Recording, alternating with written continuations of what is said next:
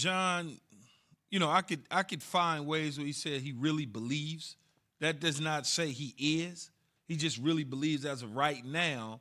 But he also says, other options. So, look, what are you laughing for, Jay?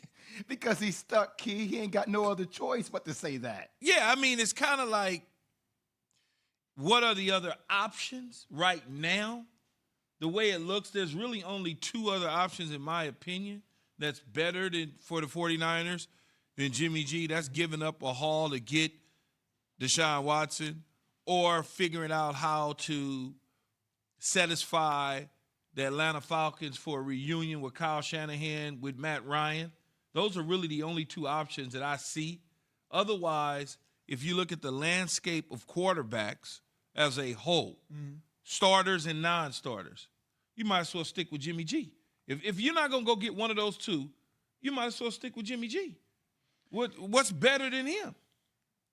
Well, Key, it's interesting hearing Lynch talk. He said, when available, I'm like, when is he going to be available? He's always injured. He's always injured. Listen to this. Since signing his extension in 2018, right? It's been $83 million against the cap. He's just played in 25 games, Key. 25 games. That's $3 million per game for a guy that's not available most of the time. Like that number is staggering to me. So yes, a lot of their players were injured last year, but my thing is availability is one thing. It's a hell of a thing, man. You have to be available to actually be on the field and play, and this guy's always been injured. Well, he had a freak accident, right, with the ACL. That was kind of, that was one of those deals. It's like a running out of bounds play. Yeah, it was a weird deal, but he's not, I wouldn't call him injury prone, so to speak. He does need to be available because he's not come in for one game, miss 3, come back another, miss 2, come back 3 more. That's injury prone. Having a season-ending injury is not injury prone to me. A guy playing the game of, well, I'm going to play 1 week but not another, that's injury prone to me, and I don't see that. If he's 20, whatever John said, 25, what was it, 29-5 as a starter or something like that since he's been there, I'm okay with that. He just has to stay healthy. And I don't think he's a terrible quarterback. I think he's a guy that they paid a lot of money to, that they tried to get a lot of the passing game out of when that's probably not his best suit. His best suit is much like a lot of quarterbacks.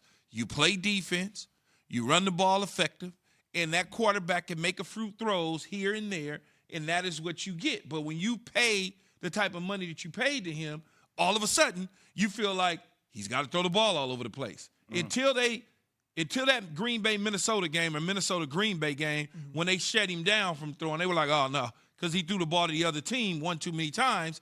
They ran the ball, and they went to the Super Bowl. That is kind of what he is, but when you spend all that money on a guy, you try to make him a passer. The 49ers' feet are stuck in the mud on this one. They cannot move. It's fine. But, look, the issues with Kyle Shanahan, and Jimmy Garoppolo, they're well documented. I don't think Kyle Shanahan sees him as a long-term future for the Niners organization. So if you run it back this year, that's fine. And then you go on the market and you get somebody that you want next year.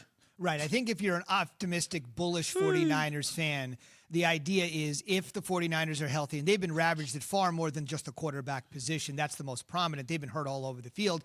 That if you can get a healthy squad back together and a healthy Jimmy G, as Kia said, look, Jimmy Garoppolo completes 1 pass in the Super Bowl, and we're not even having this discussion because he gets the ultimate mulligan year because he's a Super Bowl champion, having dethroned Patrick Mahomes and company to get there. Jimmy G, G's for Garoppolo, G is also for Genesis. That is the question. The genesis of this morning's question: which quarterback is facing a make or break season? Jay just made a very compelling case for Jimmy G. Is it Stafford? They gave up the farm to get him. Is it Goff openly saying, now I can at least go somewhere where they want me? Is it Wentz, where everybody's already expecting them to be great year one? Is it Deshaun, with essentially saying no matter what team you put him on, he's going to be great next year? Is it even Sam Darnold, with getting maybe some help at the number 2 position at the draft? Who is it? Which quarterback is facing a make or break season this season?